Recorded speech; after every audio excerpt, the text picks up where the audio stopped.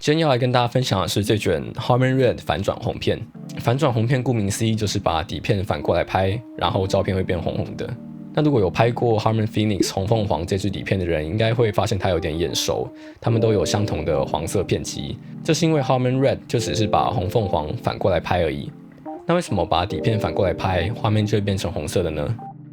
底片的结构简化来说，由上到下是分成蓝光、绿光与红光感光层，最底下才是片基。由于绿光跟红光感光层天生也会对蓝光产生反应，所以在蓝光感光层下还会有一层过滤层，将多余的蓝光吸收掉。所以一般拍摄的时候，光线就是由蓝、绿、红光感光层这个顺序穿透，并且形成影像。但是我们都知道，玩底片的人多少都有一点毛病，于是就有人想到说，那如果我今天把底片反过来拍会怎么样呢？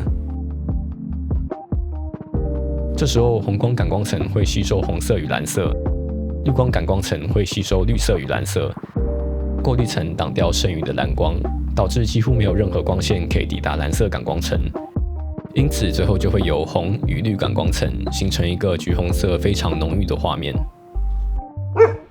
这样强烈的风格可能会让不少人对这支底片敬而远之，但是我认为只要使用在正确的场景，应该是相当加分的。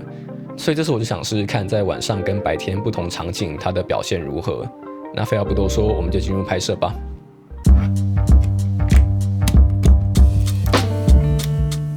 首先夜拍第一站，我们又回到公馆公园的社科院，想找一些高反差的场景跟有趣的光源。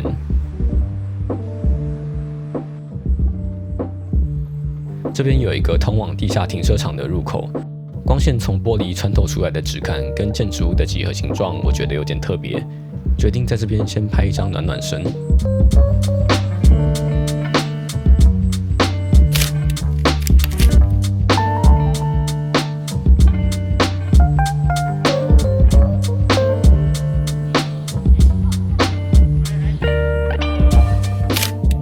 这张不知道什么原因，B 快门没有成功被快门线关闭，于是就形成了这个美丽的意外。大概是在快门打开的情况下，我就已经过片到下一张，就变成这种流水般的光影轨迹效果。玩底片就是这样，总是惊喜不断。来到这边，其实主要目标就是拍这栋社科图书馆，它是由日本知名设计师伊东丰雄所设计的。图书馆外观的大片透明玻璃，在夜晚就像一个巨大的发光盒子。在我想象中，如果整个染成橘红色，应该蛮适合的。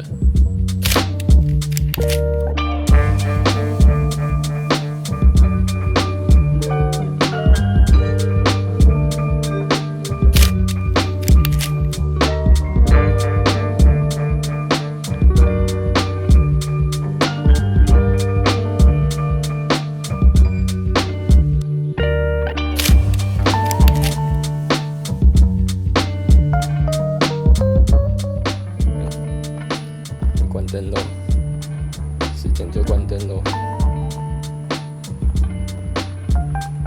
接着来到大安森林公园捷运站，它算是台北市捷运站里面外观最有科技感的一站。下凹式的庭园结合巨大的弧形玻璃帷幕，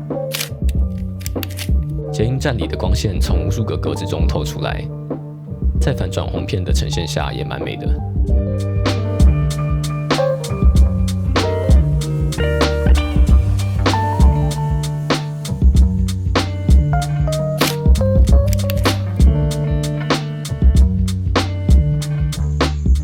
这间餐厅的阳伞与座位，在背后捷运站的光线下变成黑色的剪影。当下我就觉得这张应该不错。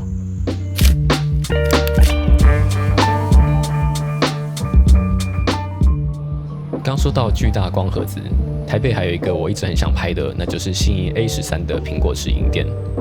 它的圆弧形外观跟几乎整面都是玻璃的墙面，本身就很有科技感。感觉如果加上一层红色滤镜的话，应该会像是科幻片的场景。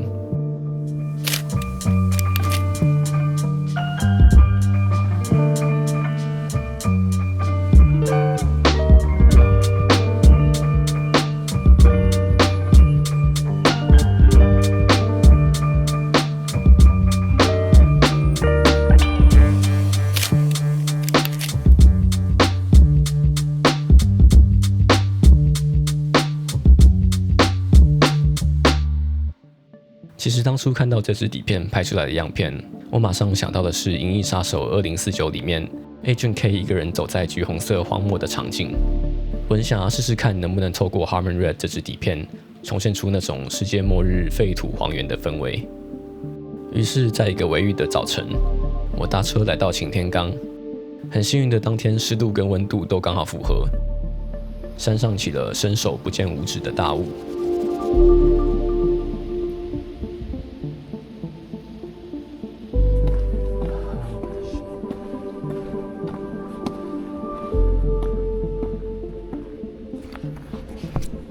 从游客中心上来的这个小屋，几乎整栋建筑都快要消失在浓雾当中，简直像是恐怖游戏才会看到的那种场景。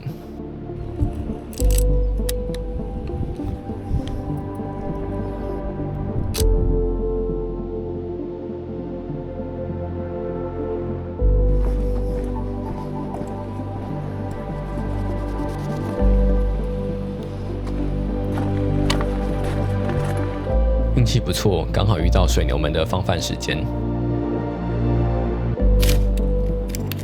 浓雾加上反转片几乎纯色的效果，让牛只跟树在画面中看起来就像剪影一样。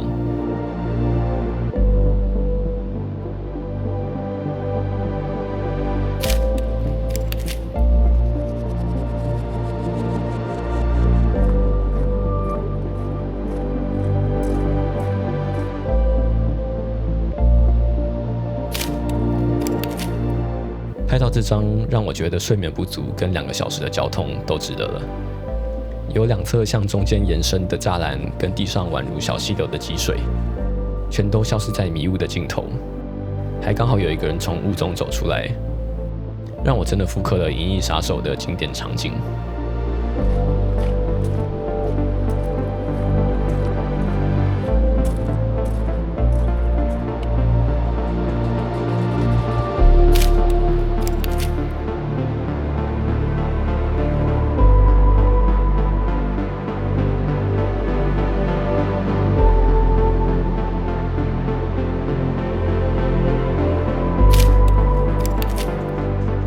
这张构图我也很喜欢，故意把牛放在2棵树的中间，看起来有点像世界末日地球上最后一只牛的孤独感。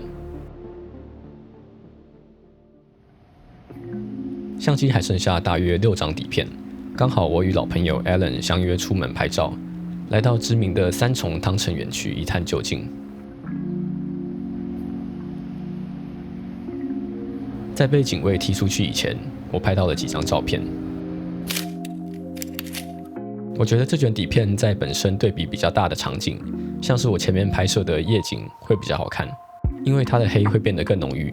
反倒像是这个画面右边几乎都在光照下的建筑结构，看起来就会很平面。后来在园区里稍微逛了一下，发现了一个被清空的闲置空间，墙上还写着 Have a nice day， 整个就是充满后世的诡异感。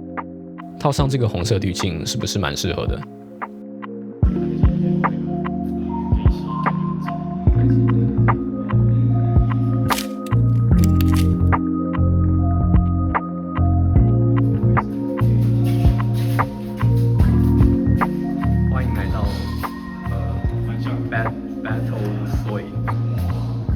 蛋糕吗？还是外星生物？最后我们来到台北植物园，正好可以试试看，在一般正常的白天场景下，这卷底片的效果如何。大概就是这样，一点都不好看。拍完这一卷 Harmon Red， 我的感想是真的蛮好玩的。我觉得它尤其适合拍摄夜晚的一些人工照明，在周遭比较没有那么灯火通明的地方，可以更加凸显场景极端的明暗对比。白天的话，就是一般你觉得用底片拍会好看的场景，拍出来应该都蛮普通的，就只套了一层非常重的橘色滤镜而已。但除了起雾的环境之外，那真的是非常绝配。那今天的影片就到这边，感谢大家的观看。那一样记得帮我按赞，然后底下留言，没订阅的赶快订阅。那今天就先这样，我们下次见，拜拜。